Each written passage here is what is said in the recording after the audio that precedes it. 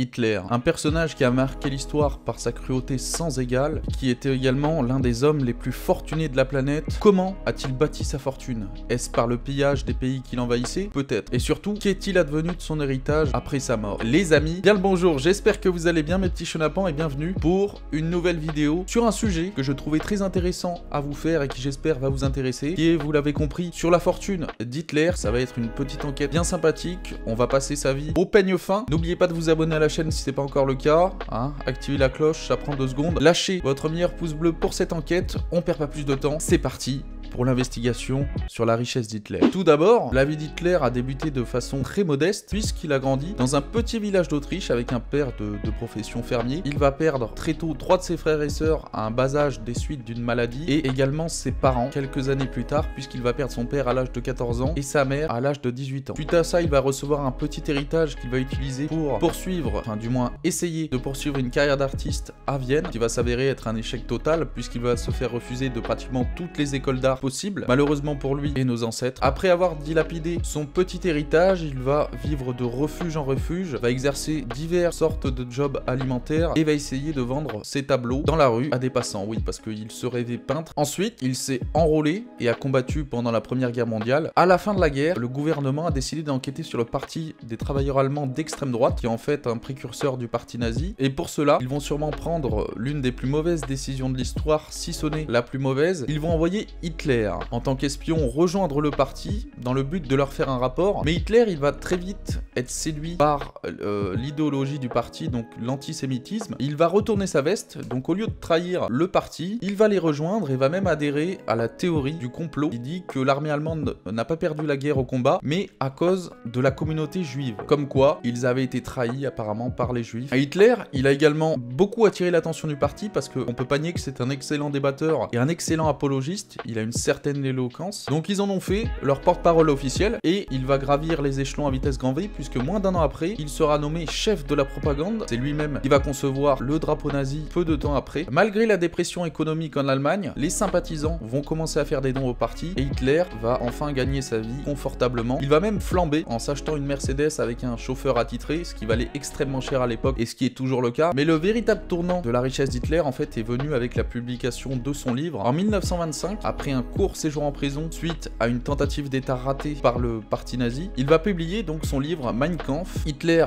espérait que ce livre aiderait le parti nazi à gagner encore plus d'adhérents. Le livre en fait décrit la progression d'Hitler vers le nationalisme et l'antisémitisme, affirmant qu'il existe 2 mots dans le monde, le communisme et le judaïsme. Alors que l'économie allemande se détériore tout au long des années 20 et au début des années 1930 et que le message du parti nazi gagne en popularité, le livre est devenu de plus en plus populaire. Lorsqu'Hitler est devenu chancelier en 1933, le livre était essentiellement considéré comme une publication officielle de l'État. Entre 1925 et 1933, Mein Kampf rapportera l'équivalent de plus de 5,6 millions de dollars de royalties. Mein Kampf a continué à se vendre très bien puisqu'il a été vendu à près de 5,2 millions d'exemplaires en 11 langues différentes au moment où la guerre a éclaté en 1939. Le livre a continué à être imprimé après la mort d'Hitler, le gouvernement détenant les droits d'auteur, hein, ils sont pas cons, ils savent que ça rapporte des pépettes, mais ils ont très vite changé d'avis suite aux pressions et ont décidé d'interdire l'impression en Allemagne et donc de l'interdire complètement. En 1941, après qu'Hitler ait déclaré la guerre aux États-Unis, les US ont pris le contrôle des redevances sur les copies qui étaient vendues aux États-Unis. Cela s'élevait à environ 225 000 dollars que le gouvernement a reversé à une association caritative œuvrant pour les réfugiés de guerre. En 1945, un éditeur américain rachète les droits du livre pour 37 000 dollars. Pendant 20 ans, le livre a été vendu amassant près de 700 000 dollars de recettes aux États-Unis. Après des manifestations du public, la maison d'édition a également donc reversé les recettes à des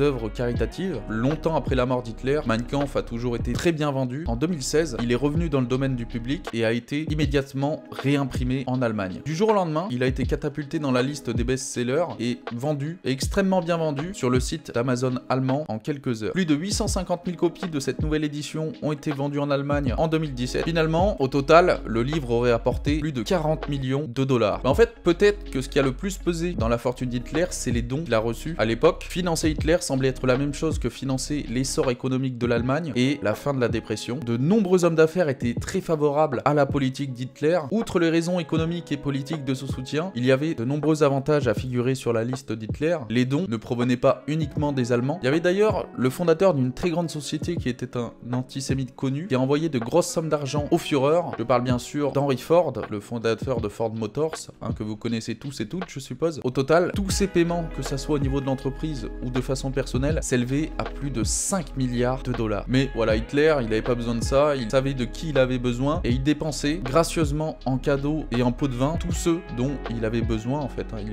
Il avait déjà un coup d'avance. Par contre, il était vraiment pas très sérieux au niveau de ses impôts. Il avait vendu au moment de son entrée en fonction près de 240 000 exemplaires et n'avait absolument pas payé d'impôts sur le revenu. Voilà, le petit malin. Une fois qu'Hitler est devenu chancelier, une facture est arrivée à hauteur de 1,6 million de dollars. Il a exercé les pressions nécessaires sur le ministère des Finances pour ne pas payer d'impôts et s'est déclaré en fait officiellement exempté d'impôts. Tu vois, lui, tranquille le mec quand même. Et compte tenu du succès de cette décision audacieuse, Hitler semblait vivre en fait tout le reste de sa vie en toute impunité financière. Ses dons considérables ont été conservés dans des caisses noires sans aucune responsabilité. Il s'est également nommé président et a touché ce salaire en plus de celui de chancelier. Tout en recevant ces salaires, Hitler a librement utilisé l'argent du parti et même les finances de l'État pour financer ses propres projets personnels tels que ses propriétés, ses biens personnels et l'art qu'il a aussi volé durant ses pillages, alors que la propagande le dépeignait comme un homme du peuple. Dans sa vie personnelle, il vivait somptueusement, bien sûr en possédant plusieurs propriétés dans le pays. Son visage aussi était quelque chose qui lui rapportait